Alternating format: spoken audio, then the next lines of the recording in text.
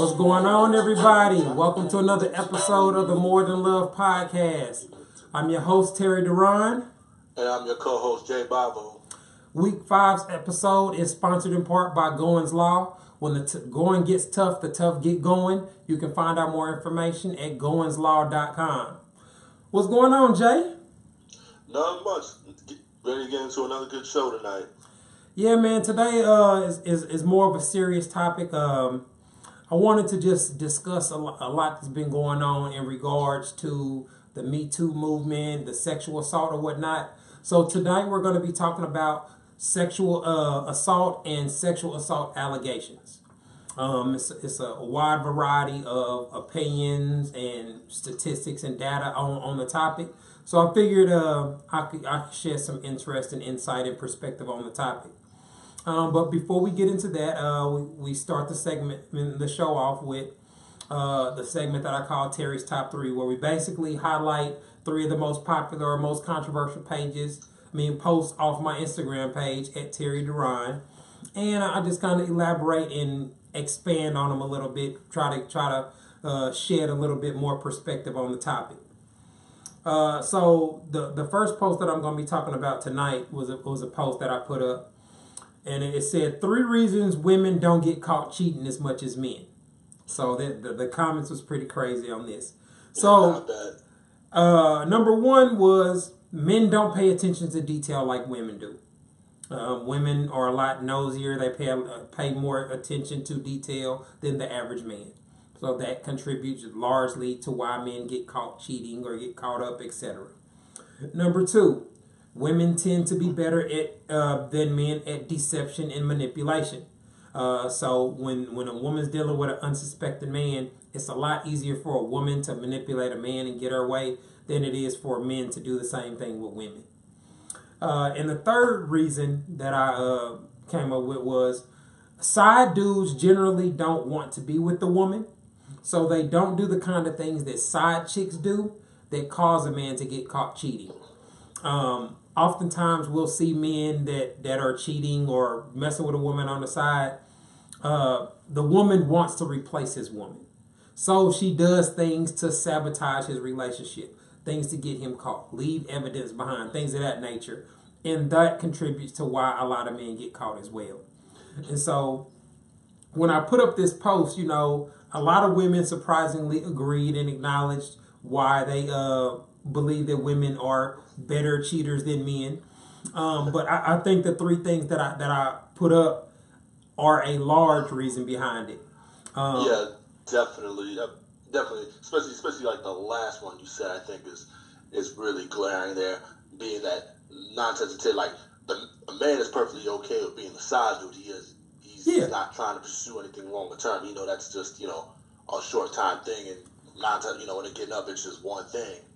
Yeah, well, majority of the time, I guess, like you said, she's trying to. A lot of times, if she knows he has a woman, she's trying to replace that woman at some point. Yeah, like she may even play cool, like everything's okay, but at some point, the question starts coming in. Hey, so when are you gonna leave your woman to be with me? Yeah, and a lot of guys, they make the mistake of pursuing single women that want to be in relationships. Right. like you got different types of cheaters or whatnot. You got the guy that's transparent and upfront, let you know what it is, what it ain't, give you the opportunity to choose. Then you got the dude that deceives women or comes to them with the I'm miserable at home, I'm going to be divorcing my wife type of sob story. Right. And sets that type of expectation. So men typically have to do these type of things because they're trying to persuade a woman to cheat with them. Men don't really have to be coerced into sleeping with a woman that they find attractive. A woman tell you, I like you, but we got to keep it a secret because I got a boyfriend. Most dudes are still going to be cool with whatever she was trying to give him. Right. And so, and from my experience, being a side dude for multiple women, one of the things that I would always do is I would be coaching them on how to keep their relationship running smooth. I'm giving them insight. Same type of insight I give on my page, I would be giving to the women that I was sleeping with. Now, partially for selfish reasons. Absolutely. If your relationship is going smooth, you not questioning me about what I'm doing, and you're not trying to replace him with me. So if I can keep y'all happy and keep you with him, let you know that you don't need to be breaking up with him so that you don't be expecting to end up with me, that's better. That's helped serve my self-interest. Right. But now you do have some dudes, you have a few dudes that do catch feelings in between that'll try to get with a woman, and, she's just trying to, and just have a dude on the side and trying to keep you to just, a sexual encounter. Yeah, you definitely see those type of situations as well. Cheating, you never know what the end result is going to be, so it's always a risky scenario. But the conversation always comes up as if men are the only ones cheating and women aren't cheating, and I'm like, no, it's a lot more closer to being even than it's portrayed. But women just don't get caught as much because men ain't typically trying to go through their girl's phone every chance they get. Men don't just have these overwhelmingly insecure attitudes that we see prevalent in women that causes them to go through everything, go through your pockets, go through your wallet, go in your car, like do all this FBI type of behavior that gets a lot of guys caught. All it takes is one condom wrapper, one undeleted text, and now she has a trail to follow to find out what was really going on. The next post that I wanted to talk about was a post that I had put up. Now, this got a lot of women in their feelings. It was a question sent to me from a guy that said, me and my fiance got into it this... No, I'm sorry. That's the next post. All right, this post was about a woman. She said, me and my fiance got into it this weekend over my choice of clothing. We were supposed to go to one of his friends' house for a party, but when he saw the outfit I put on, he asked me to change because it revealed too much and showed off my booty. When I refused to change clothes, he said we weren't going, and he has had an attitude with me since then. Was I wrong to refuse to change outfits, or was he being insecure? Now, we talked about insecurity. We talk about it all the time. We talked about it the past couple of shows. Yeah, I don't feel like this particular situation falls under the umbrella of insecurity. Like, it's one thing for a woman to dress provocative or wear something that reveals her booty when she's going out and just in general. She's going to a club, they going to a bar, they going dancing. But when you're going to a friends get together where your friends and possibly family members are going to be there, right, that's not the situation to show everybody how fat your ass is. You know what I mean? Like, you're a representation of your fiance. So if he's asking you a simple request like to change clothes, for you to refuse that, that's unnecessary. And the reason that I say this unnecessary is because I'm married. So I've had my wife and her friends and her sisters and sorors getting dressed. I see how many times women change when they get dressed. 5 or 6 outfits later, they still decide if that's what they gonna rock with. So if a woman is getting dressed with her homegirl, and her girl like, oh girl, something's wrong with that outfit's a little off, she's gonna instantly change outfits. No questions asked, no argument, no rebuttal. So if women are willing to do that at the suggestion from another female, why is it a problem for your man to suggest you change outfits? And so the reason, and my response to her was, nah, you weren't necessarily wrong, but you did exercise some poor judgment. Because what he asked you to do would not have cost you any money and would have only taken a couple of minutes of your time. And I don't think that was unreasonable for him to ask. Right. He said she was wearing something that was just showing her ass, to show, you go in a place where his friends and, like you said, pop his family. Why does she need to wear something, that's that revealing? Exactly, to a place like that. I mean, it ain't like she's going to the beach or something. Yeah. The mentality or the reasoning behind the refusal is what creates more of a problem. And exactly. So I mean, there was a complete unwillingness to change. He said, "I'm gonna go like this. If you don't like it, tough shit." Yeah, take it or leave it or whatnot. Like, that's a very disrespectful and confrontational type of stance to take on something that is within reason. Because like you said, when women are going out, they have probably 5 or 6 outfits ready to go in case that one doesn't work out for whatever reason. Maybe they didn't like the way it looked on them. It's one of the reasons. I'm pretty sure she could have found something else. Yeah, that's what makes it so hard to travel with a woman. She got a whole extra suitcase, extra shoes, extra bras, extra panties, extra everything, and you just there Friday and Saturday. You know what I mean? So for a woman to act like changing her outfit is such a big hassle that she's going to refuse to do it, I think that falls more on her. And I don't, and the reason that I don't think it falls under the umbrella of insecurity is when you're insecure, you're afraid that your partner is going to cheat on you or leave you for somebody else. I don't think that the man was worried about her going to the party and sneaking in the back and smashing one of his homies. Like, I don't get that impression, but a man wants his woman to represent him. And he doesn't want his woman to be dressed like a hoe or looking like a thought around his people. Now, if you out of town or you at the club, you just somewhere, that's completely different than being at a private get-together with where there are going to be his circle of friends. Like, that's not the occasion where you want to show off all your assets and show how sexy you can be. So, now the last post that I wanted to get into was about another engaged couple. Now, this was sent to me by a guy, and he said, would I be wrong to end an engagement because my fiance decided to drop out her senior year of college? She promised she would finish, and I even told her she could work part-time and I'd pay all the major bills, but she's been making excuses. I'm at the point where I'm ready to move on and find a woman on my level professionally. I love her, but I don't want a woman that doesn't have a good career. I feel like she deceived me. Do you think I'm wrong to feel this way? Absolutely not.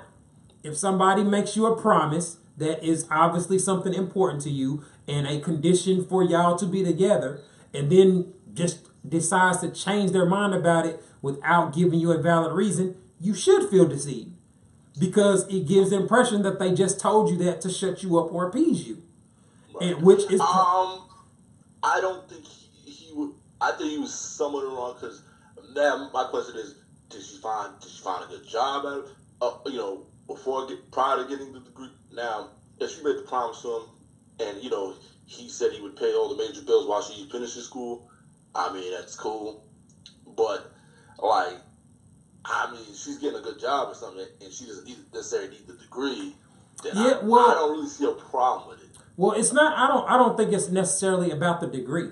You know what I mean? I think it's how she handled it. Like, it's one thing to say, I thought I was going to be able to do it. I know I made you a promise, but I'm not going to be able to finish, and this is why. You know what I mean? Like, if you're going to renege on a promise that you made to your fiance, you have to come with some type of logical reason or some type of logical explanation. That's what any reasonable person is going to expect. You know what I mean? You promised me that once this car was paid off, we're going to get a new car. Well, if I'm expecting a new car, you're going to have to explain to me what changed in the plans, what changed with the finances to where what you promised me is not coming into fruition. You know what I mean? And so for him to be making concessions like, well, why'd you drop out? You know what I mean? Like, what caused you to drop out? Was it just stress? Was it finances? What was it? Well, that would be the big question there. What were the grounds that she decided she didn't want to go through with it? Right. I mean, if she just did it because she just, fuck it, I just don't feel like it, then I would understand him having a problem. Now, let's just say the opportunity came along the way, and she felt it was a great opportunity for her, and she didn't need to finish college. That's completely different. And then I would be more so on her side with that. Yeah, I mean, because think about it this way, right? So if he went ahead and married her anyway, and then complained about it 3 years from now, women would say he should have thought about that before he married her. He should have brought that up before he married her, right? So the fact that he's bringing it up before he marries her is how it's supposed to be. He has something that he considers a deal breaker. Well, he's on the verge of being a deal breaker because he's not getting answers. He's not getting a logical explanation. And he should make this decision before going through with the marriage. Especially, we know how divorce court treats men.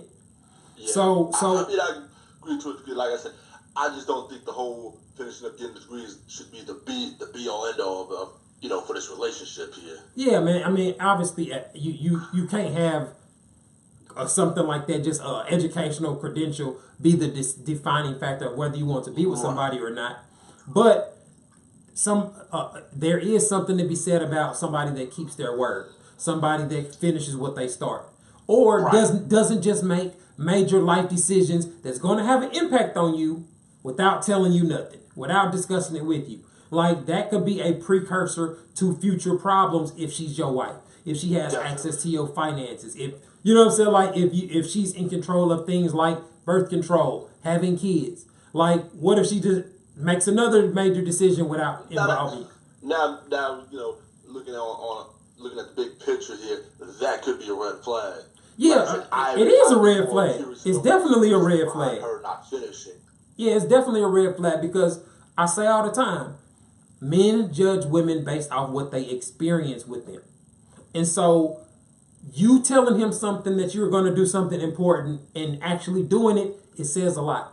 Right. It Like I said, reinforces the trust that he has for you. And like doing I said- something to violate like I the said, trust. if she just woke up one morning and just didn't want to do it, and she just said, "Oh, fuck it." Then, like I said, that's definitely a red flag. That just shows a sign of irresponsibility there. Right. All right, so we about to keep the show moving, man. We about to take a quick break. When we come back, we'll be getting into the topic of the night, which is sexual assault and sexual assault allegations. You're listening to the More Than Love podcast. Thanks for tuning in. I'm living my best life. I'm living my best life. Made a couple M's with my best friends. Turned all my L's in my lessons. You see the whip pulling up, it's like skirt.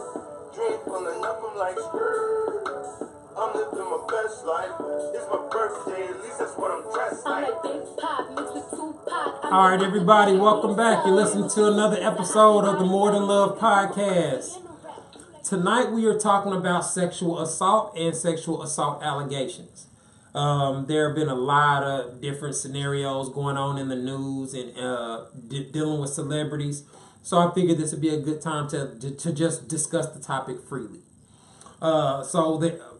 To start off, I wanted to just start off with the definition of sexual assault. So we can make sure that we're all on the same page. Sexual assault is an act in which a person sexually touches another person without that person's consent, or coerces or physically forces a person to engage in a sexual act against their will. Now, this definition is really, really broad.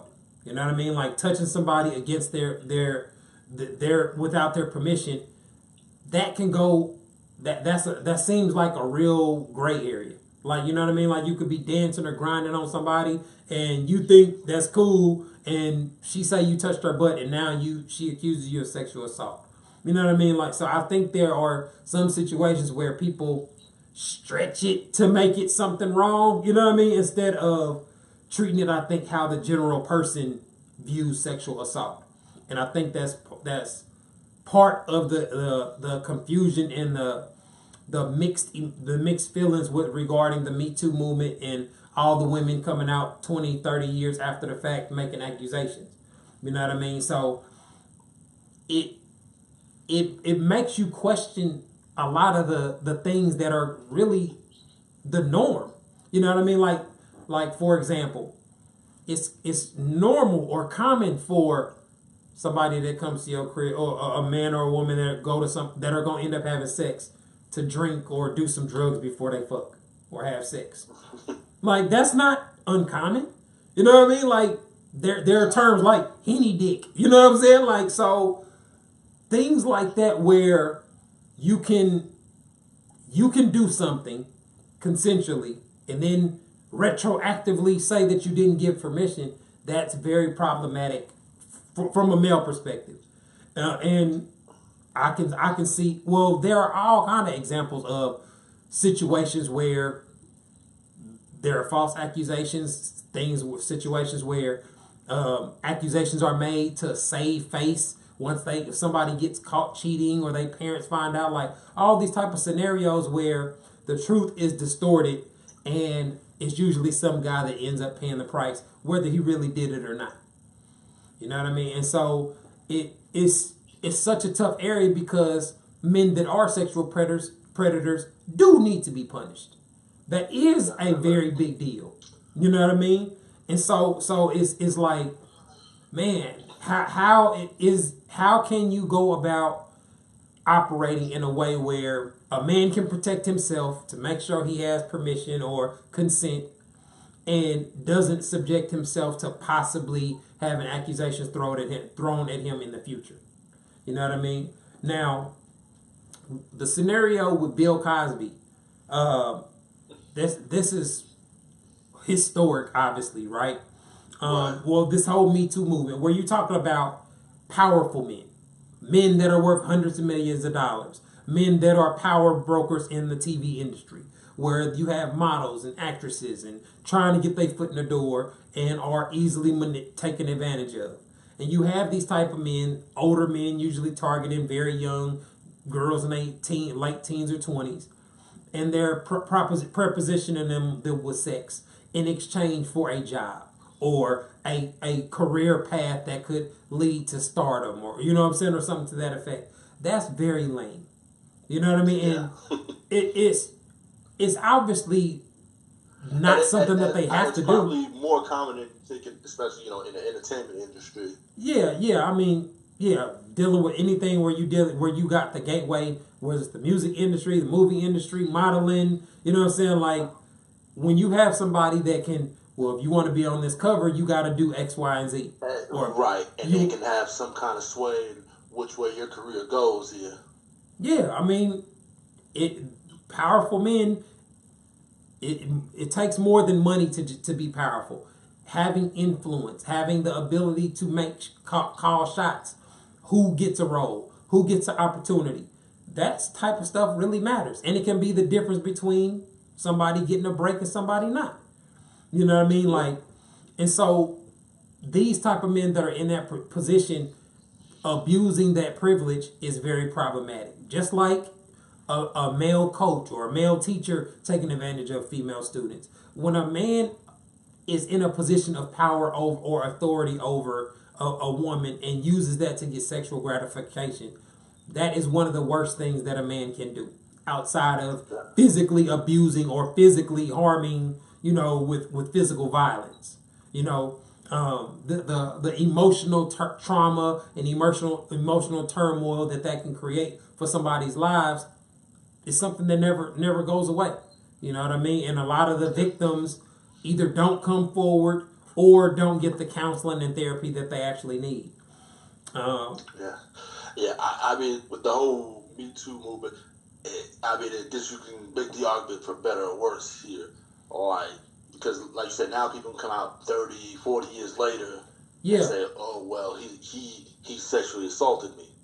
Right. Now, which is not necessarily a bad thing if it really did, but I guess it's like a catch-22 to a degree here, because, I mean, how do you prove that person did or didn't?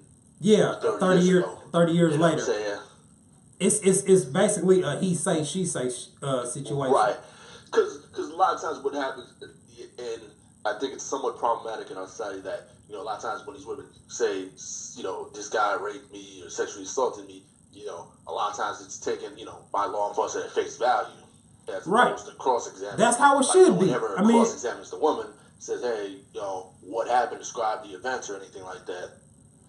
And that's I have some very personal feelings towards this, because it's like you have to have a society where you give women the benefit of the doubt. But at the same time, there should be harsher penalties for lying or falsely accusing someone of rape. Because there's been plenty of people that's gone down with jail. Yeah. Spent years in jail for a crime that they didn't commit. There have been people that have been murdered. Law enforcement, the law chose to take the woman's side on face value here. Yeah, I mean, man, Emmett Till, like we have countless situations, especially, the white woman's lies are the most powerful. You know what I mean? And so when a white woman is, I think that's the elephant in the room there. Yeah. I mean, obviously, white women's accusations are treated more urgent and more important than anybody else's. And white women have proven that they have no problem lying on a man, seeing a man die over their lie, or spend years in prison, and they can go on living like it was all good.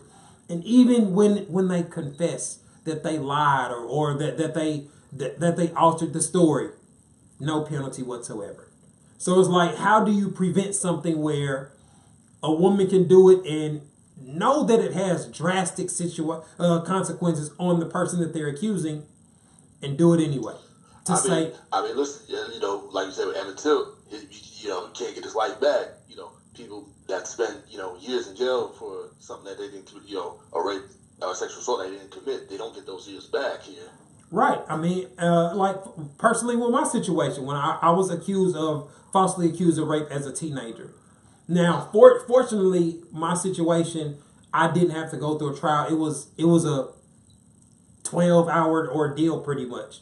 Well, not the actual accusation. The charges got dismissed like 8 the next morning, right? But the fact that I had to go through a rape kit and get arrested and be taken in handcuffs and had to go through, they had to treat me as if I was guilty. You know what I mean? Like, and the girl that accused me, no penalty whatsoever. She ends up accusing a couple of other guys, you know what I'm saying, in the future. So it's like, well, damn. Once they realize that they can scream rape and they're treated as a victim and everybody comes to the rescue, a lot of these women are repeat offenders of false accusations. And you know, for what it's worth, it's not to say that it shouldn't be treated with, you know, the proper care and any of that. We're not trying to dismiss any of that here. Right. I mean, it's like I said, it's a very tough situation, and there is no right answer. There is no definitive way to accurately make sure that every accusation is thorough. You know what I mean? Like, and so especially when you're talking about like people like Darren Sharper, the former NFL player that was accused of raping over 20 women. Now, the shocking part about this is he's a very handsome former NFL player. So he has absolutely no need to rape women. But but in his situation, I was doing some research about him. He would be out in the bar, be at happy hours, meet groups of women, buy rounds of drinks, entertain them or whatnot, and roofie them. And where he would end up raping at least one of them. You know, that's how it was worded in his paperwork. At least one of them. So there were situations where he raped more than one woman.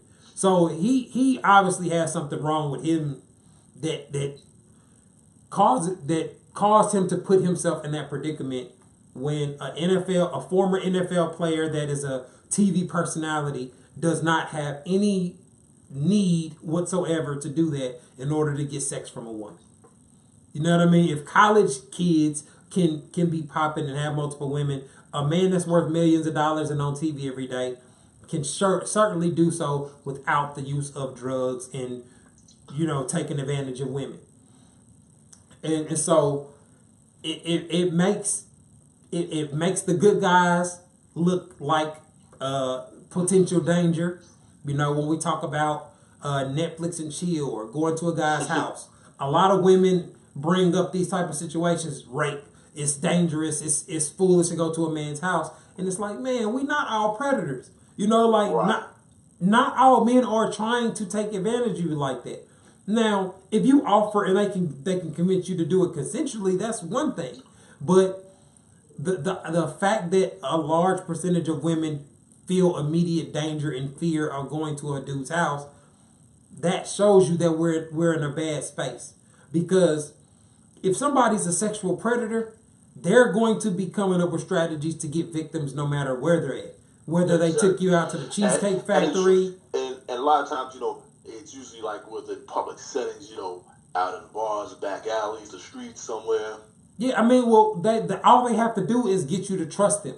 So they can go 3 or 4 hours of doing Mr. Good Guy, and all it takes is one moment for you to be walking you to your car. Let me walk you to your car, man. It's dark out here. Right. All it takes is one smooth move, and it's easy for a man to overpower a woman or do something that makes her unable to resist. You know what I mean? Like date rape, drugs, and roofies, and all these type of things. They're very real situations and things that women should be paying attention to when they're in clubs or in bars. You know, one thing that I would always do whenever I'm in a club, I would put a napkin over my cup and just stick my straw through the napkin as a way to prevent anything foreign from getting inside my drink. So that may be something that I would recommend you do. May not help prevent all situations, but having a napkin kind of wrapped over your cup with your straw going through it does prevent some things from getting accidentally slipped into your drink. Right. So,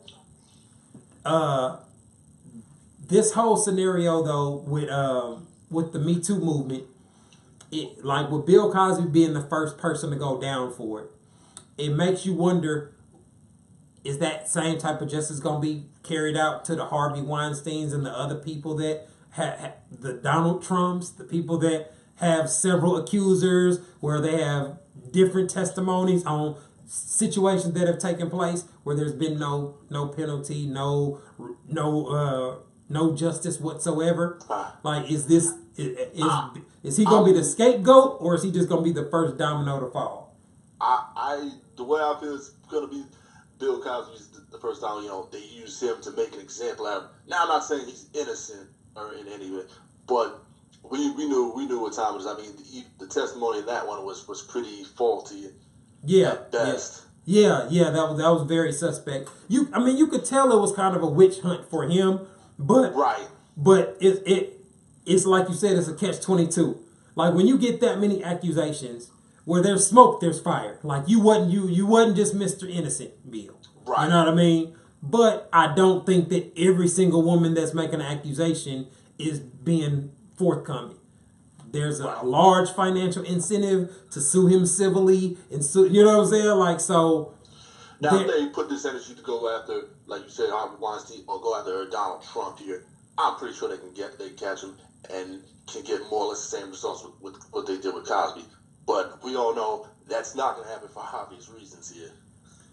Yeah, I mean, I think that's pretty predictable on how it's going to turn out. But I don't know, man. It's like I said, it's always going to be a topic where there are very opposing views and very harsh consequences for being wrong or not believing. Right. You know what I mean? So it's like I said, it's never going to have this set system in place that will prevent it. Now, there is a company that is trying to think outside the box. It's called the We Consent app. They actually develop an app where you can get sexual consent prior to the sex happening. Wow. So now, I think that's a little odd. That disrupts the natural flow of dating and having sex. Like, you get a text request, hey, can you please consent to oral sex tonight? You know what I'm saying? Like that. That seems a little unorthodox, but given today's climate, it's worth it. A lot of times, when we have said we don't ask our partners, sexual partners, present, past, or present here, hey, do you tend to have sex with me? It usually just happens within the flow of things here. Yeah. So I don't know why you about to get it all. You just stop and say, hey, can you sign this app and give your consent here? That's going. It would be kind of awkward. It's gonna ruin the mood for a lot of people, but with the climate and the general vague definition of sexual assault, it makes sense. You know what I mean? Like, it makes sense to have something that shows you that, hey, we talked about this before it even happened. You know what I'm saying? Like, because a lot of women get petty and they make these type of accusations out of revenge. Oh, you broke up with her. Oh, you moved on to somebody else. You know what I'm saying? Like, things like that. Yep. And so it's like, well, damn, what can you do? What if you did really have sex with the woman, and then after that she says you pinned her down or you gave her a drug and she just don't remember what happened before that? Like, what can you do about that if you actually ended up having sex with her? Like, that's where the he say, she say, and hopefully text messages will come reveal that she intended on having sex, or she sent some nudes or something that could prove that she intended on having sex. Right. And even think about, the sexual assault policy, being both in the military at one point, think of their sexual assault policies they had there that were pretty stringent. Yeah. You have to be. I mean, it's when you're in a position of authority, it's better to be overly cautious than to not do enough. You know what I mean? No question about it. And an interesting statistic that I found earlier is it says that it is estimated that only 5% of sexual assaults on college campuses are reported, making sexual assault the most underreported crime. Wow. And that makes sense. You know, there's the shaming, there's the victim blaming, there's the the trauma of dealing with it itself. So it's such a complicated thing that you have to peel back several layers of the onion to get to the core in order to be able to help a victim. You know what I mean? And so if victims are not coming forward, and not making it known when it actually does happen, you get this type of climate where the false accusations are going to be stand out more than the actual ones. And then even in situations where actual rape did take place, when they go through trial, the defense lawyer is going to pick the woman's character apart so hard that a lot of women don't want to go through it. Oh, you sent them a water emoji, or you did this. You know what I'm saying? Like, but the thing is that's just if the person being accused, can afford a halfway decent lawyer. Yeah, I guess that's a lot of good times point. in the black community, a lot of times they don't have the resources, don't have the money to hire a good lawyer. Yeah, that's a good point. I guess you always got to consider the fact that having the finances to have a legal defense is a big deal. Looks like we're getting up against the clock, man. Really enjoyed the conversation. Hopefully, we help some people that maybe have experienced some type of sexual assault, have a friend or family member that's dealing with it. Hopefully you can help them get through the trauma and get through it. I just wanted to shed some light on it and give our perspective on it. I feel like I have a pretty reasonable perspective on the topic, and combined with my personal experience with being accused, I think I represent a large percentage of men. Like I said, we agree that the men that do commit sexual assaults are lame, they're whack, they don't represent what a man should be. So they should be punished. In no way, shape, or form are we saying that they should get away with it. But we also think that there should be more penalties for women that can be proven that they lied or falsely accused a man. Because that's a very serious thing. And if we just have, false allegations going unchecked or unpunished, it's bad for everybody. Absolutely. So I appreciate everybody tuning in. Make sure you tell your friends about the podcast. Share it with your friends. Play it at your beauty salons on your way to work. We want everybody to get the word and try to have some healthier relationships. This has been another episode of More Than Love Podcast. Thanks for tuning in. Another great show. Later, Jay. Later, man. Turn on my L's and my dancing. You see the whip pulling up, it's like skirt. Drink pulling up, I'm like skirt. I'm lifting my